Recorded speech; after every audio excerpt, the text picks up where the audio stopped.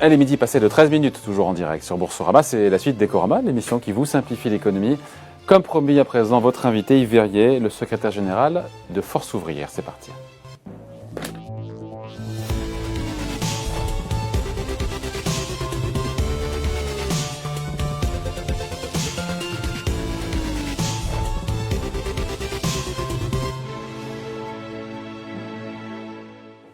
Votre invité aujourd'hui dans la grande interview en direct sur Boursorama, c'est Yves Verrier, le secrétaire général de Force Ouvrière. Bonjour.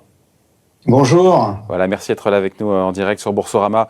Bon, on comprend la stratégie du gouvernement, c'est de sacrifier les activités de loisirs au sens large, restauration, cinéma, culture ou autre, pour atténuer l'impact de cette seconde vague épidémique et préserver, voilà, le reste de l'activité économique en France.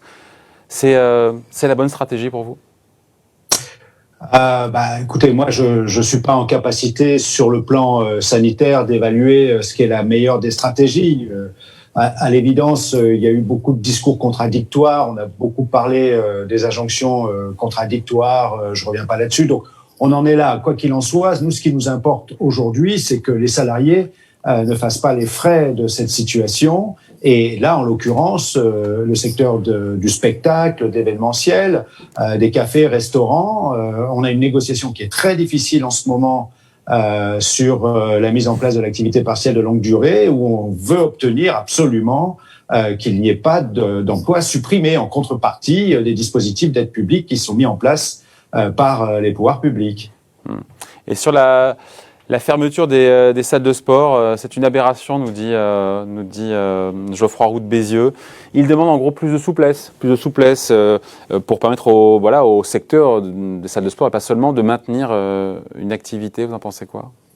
Il est évident qu'il y a des situations qui prêtent à interrogation, puisque on sait que dans les transports en commun, on est quand même très proches les uns des autres dans les grandes métropoles. Alors certes, il y a l'obligation de porter un masque.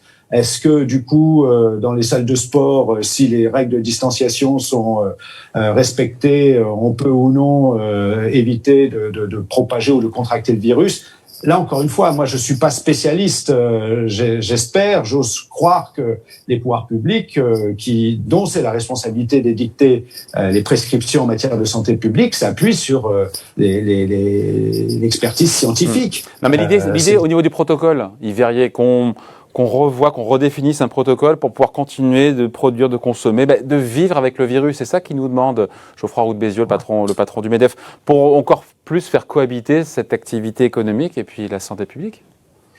Ce qui nous importe en tant que syndicat, c'est les deux aspects du problème. La santé des salariés, incontestablement, et la priorité, c'est quand même la santé. On ne peut pas accepter de courir le risque de tomber malade ou pire en allant au travail. Et en même temps, nous, ce que nous voulons préserver, c'est l'emploi et les salaires des mêmes salariés. Donc, le juste milieu, il doit être celui-ci. C'est-à-dire qu'on met en place des dispositions qui permettent de préserver la santé, donc c'est tout ce qui est organisation du travail, etc., gestes barrières, moyens de protection, et là j'insiste beaucoup, il faut absolument qu'on fasse en sorte que le coût des moyens de protection ne retombe pas sur les salariés. On a beaucoup de salariés pour qui ça représente un budget non négligeable qui rend plus difficile. C'est vraiment beaucoup de salariés ? Vraiment ? Pardon ? Vraiment, il y a beaucoup de salariés qui sont dans cette configuration de devoir payer ça de leur poche ? Je suppose que vous êtes comme moi, chacun achète ses masques au quotidien pour les enfants. Non, pas dans le cadre du travail, je parlais au travail. Au travail, je pense que dans la plupart des entreprises d'une taille certaine, les choses sont réglées. Ensuite, il faut s'assurer que dans les plus petites entreprises, on n'a pas de remontée de cette nature sur le manque ou le fait que les entreprises ne prendraient pas à leur charge. Ça peut se poser selon le type de masque. On a un vrai problème, semble-t-il, au sein de l'éducation nationale avec la qualité des masques. Par exemple, quand les entreprises fournissent des masques lavables, théoriquement, ils doivent être lavés tous les jours. Donc, il faut qu'il y ait suffisamment de masques mis à disposition des salariés, parce qu'on va pas faire une lessive tous les 2 jours. Et le coût ensuite de l'entretien des vêtements ou surtout des équipements de protection individuelle, normalement, doit aussi être pris en charge par l'entreprise. Bon, s'agissant des aides économiques, Yves Verrier, pour les secteurs qui sont impactés par le couvre-feu en Ile-de-France et dans ces 8 métropoles concernées, Bruno Le Maire nous parle d'1 milliard d'euros d'aide économique au sens large. Ça vous semble suffisant ou vous craignez que ce ne soit pas assez, que le compte n'y soit pas?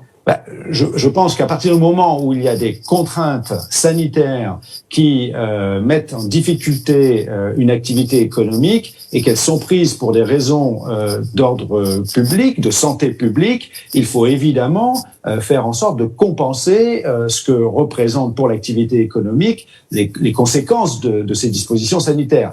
Avec, et c'est là, les 5 confédérations syndicales, c'est important parce que ça n'arrive pas souvent, se sont adressés la semaine dernière conjointement dans un courrier commun au Premier ministre et on a mis en copie le président de la République, notamment sur la question des contreparties aux aides publiques. Nous voulons nous assurer qu'à chaque fois qu'il y a de l'aide publique, on fait bien en sorte de préserver l'emploi, c'est-à-dire qu'on interdise les départs contraints. Et la négociation a été difficile, mais à Airbus, on y est parvenu. FO a signé un accord où il y aura 0 suppression contrainte d'emploi. Et il faut s'appuyer sur ce type de dispositif partout.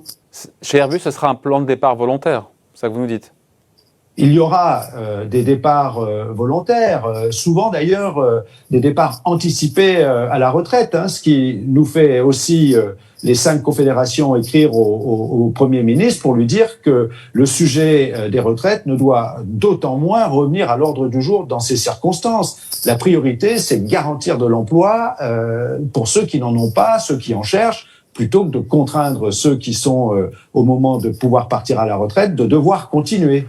Ouais, on en parlait juste avant avec l'OFCE sur malgré les aides publiques, malgré le chômage partiel pour les secteurs les plus sinistrés, on les connaît, il faut peut-être s'attendre à une vague de licenciements, de faillite, de fermeture, notamment de petites sociétés. Vague de faillite qu'on ne voit pas pour l'instant dans les chiffres parce qu'il y a toutes ces aides. Oui, ce qu'on ne voit pas, vous avez raison. Alors c'est pas forcément des faillites, mais ce que nous voyons depuis notamment le confinement. Ça a commencé au moment du confinement, ça s'est accéléré au moment de la reprise et en ce moment, c'est beaucoup de salariés qui sont dans des entreprises sans syndicats qui sollicitent nos structures, nos unions départementales, nos unions locales, nos implantations locales, syndicales, parce qu'ils sont confrontés à des ruptures de contrat de travail pour des motifs qui sont très divers, mais qui, à l'évidence, ne correspondent pas à la réalité. Donc, ce qu'on voit, c'est qu'il y a en effet des entreprises qui contournent sans doute des petites entreprises pour des raisons de trésorerie, j'imagine aussi, mais qui se séparent de salariés dans des conditions qui posent question. Et nous, ce que nous demandons, c'est qu'il y ait un contrôle strict des licenciements, des suppressions d'emplois, des motifs. Vous savez que le gros, on privilégie l'activité partielle. Yves Verrier, je vous coupe, mais le gros des licenciements, quand on écoute l'INSEE, a déjà été effectué. Quand on écoute l'INSEE sur les 800 000 emplois supprimés cette année, il y en a plus de 700 000 qui ont déjà été supprimés. Oui, mais si vous voulez, on a assisté d'abord à ce que les intérimaires se sont retrouvés sans emploi, les contrats d'intérim n'ont pas été renouvelés, les contrats à durée déterminée, parfois les périodes d'essai. Donc tout cela, on nourrit ce qu'on appelle la catégorie A des demandeurs d'emploi, c'est-à-dire sans activité aucune.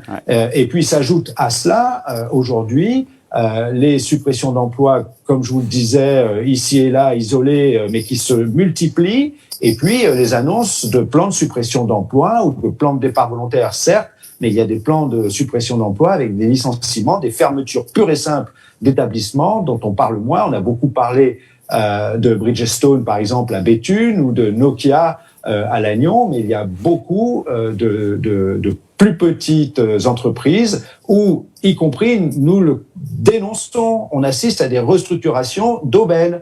Et puis, il y a la grande distribution. Quand Auchan, qui a tourné à fond pendant la période de confinement, annonce 1000 suppressions d'emplois, ou qu'on observe à Géant Casino des dispositifs de suppression d'emplois anticipés ou envisagés, ça n'est pas acceptable. Et que peut faire dans ces circonstances, dans ces conditions, le gouvernement ? Je crois qu'on est dans des circonstances extraordinaires. Par exemple, le ministre de l'économie et des finances annonce... Est-ce que c'est pas l'arbre qui cache la forêt aussi, de prendre l'exemple qui est réel Auchan, on l'entend bien, la grande distribution, on les a pas vus trop souffrir pendant la crise, mais est-ce que c'est pas l'arbre qui cache la forêt ou est-ce que écoutez, si à Airbus on est capable de négocier, alors que là il y a un vrai arrêt quasiment ou ralentissement très massif de l'activité du transport aérien, donc de la construction aéronautique, si on est capable à Airbus de signer un accord où il y aura zéro suppression contrainte d'emploi, alors a fortiori, ça doit être le cas dans la chaîne de l'approvisionnement. Rappelons-nous que c'était ce qu'on appelait les secteurs essentiels. Donc je pense que ça doit quand même interroger sur l'attitude d'un certain nombre d'actionnaires et donc des dirigeants d'entreprises qui sont sous pression des actionnaires dans le contexte actuel. Il y a trop, encore une fois, d'intérêts actionnariaux. Moi, on a protesté contre l'opération Veolia-Suez au sens où on assiste à des opérations de actionnaires boursières dans un moment où ce qu'il faut, c'est apaiser les secteurs d'activité. Et là aussi, c'est un secteur d'activité important. C'est l'assainissement et l'eau, c'est les déchets, collecte et traitement. Donc, ça n'est pas acceptable qu'on assiste sur ces secteurs-là à des opérations boursières. Vous êtes aligné avec le ministre de l'économie, d'ailleurs, sur ce sujet, au passage. Le ministre de l'économie, je le disais, vient d'annoncer, par exemple, qu'il allait rajouter des milliards d'euros pour conforter les fonds propres des entreprises. Donc, moi, j'entends cela. S'il s'agit de préserver les entreprises, donc l'activité, pour nous, ça doit s'accompagner de la préservation automatique des emplois derrière. Et j'insiste beaucoup, on parle souvent des charges fixes des entreprises dans une situation difficile. Les salariés ont leurs propres charges fixes à assumer. Le loyer, la nourriture, etc. Donc, je pense que la question de la protection du salaire, des minima sociaux est une question majeure en ce moment. On voit aussi, malheureusement, beaucoup de salariés qui tombent dans la pauvreté dans les circonstances actuelles. Ouais.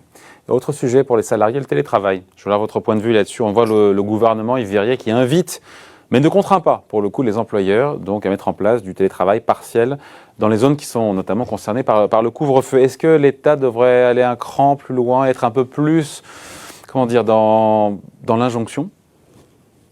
Alors là, encore une fois, ça va pas être du télétravail au sens où nous l'entendons, parce que évidemment, ça sera peut-être un peu mieux organisé que ça ne l'a été au moment du confinement, parce que il y a une part d'expérience à la fois pour les salariés et pour un certain nombre d'entreprises du passif. Mais encore une fois, moi je regrette qu'on n'ait pas pu avancer plus vite sur une négociation d'un accord cadre qui protège les salariés. Mais ça négocie en ce moment-là. Télétravail. Ça négocie. Pardon ? Ça négocie entre les partenaires sociaux en ce moment là-dessus sur le télétravail. Alors, on a enfin obtenu de la part des employeurs qu'ils acceptent qu'on ouvre une négociation. Ils n'en voulaient pas du tout au départ. C'est bientôt là. C'est bientôt. Ça démarre. Il va y avoir une série de réunions qui vont s'engager. On a fait d'abord un état des lieux, on va dire, de la situation à partir de ce qui s'est passé notamment pendant le confinement, pour identifier ce qui pose problème de notre point de vue et ce à quoi justement il faut être capable de répondre mais si on en est termes concret, d'encadrement et de protection. Yves Verrier, si on est concret déjà pour vous, est-ce que oui ou non déjà, question simple, c'est une bonne chose ou pas le télétravail ?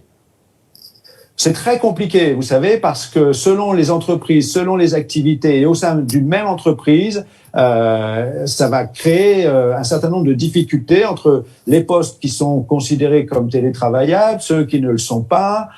Donc c'est très compliqué à mettre en œuvre. Et puis encore une fois, nous avons constaté. Quand c'est possible, est-ce que c'est une bonne chose quand c'est possible ? Quand c'est possible, sur la base du volontariat du salarié, avec une assurance de pouvoir revenir en travail posté, en présentiel, dès que le salarié le demande. Parce que je voulais vous dire justement qu'à la sortie du confinement, et donc du télétravail qui avait été mis en place massivement, on a été aussi très sollicité par beaucoup de salariés qui nous ont fait part du fait qu'après un premier engouement, en réalité, ils ont souffert de l'isolement et sont très heureux de pouvoir revenir en présentiel. Donc, le télétravail, c'est une réponse notamment, vous savez, aux contraintes en matière de transport en commun. Quand on a beaucoup de transports en commun, c'est vrai que si on peut s'en abstenir une fois par semaine, par exemple, c'est mieux. Mais ça pose la question du logement, de l'accès à un logement proche de son lieu de travail. C'est ça la bonne valeur minimum plancher de télétravail, c'est 1 jour par semaine pour vous ? Parce que le président a évoqué 2 ou 3 jours. 1 jour, 2 jours. En tout cas, je pense que ça ne peut pas être une organisation continue, permanente, parce que ça conduirait d'une part à un isolement des salariés qui est néfaste sur le plan psychologique, et puis deuxièmement, vous savez, le risque, c'est qu'on transforme la relation de travail, qu'on ubérise le travail, et qu'on transforme les salariés en télétravail en salariés Uber, de type Uber, voire qu'on délocalise purement et simplement, ou qu'on transforme la relation de travail en prestation de service. Donc moi, je mets en garde là-dessus. Nous, ce qu'on veut, c'est vraiment que le télétravail, quand il est mis en place, soit protecteur et dans l'intérêt du salarié. Bon, on en reparlera parce qu'il y a des négociations. J'ai oublié de le dire dès le départ, dès le début, on se quitte là-dessus, mais vous deviez être avec nous aujourd'hui, Verrier. Vous êtes ce qu'on appelle cas contact, donc c'est pour ça que vous restez chez vous.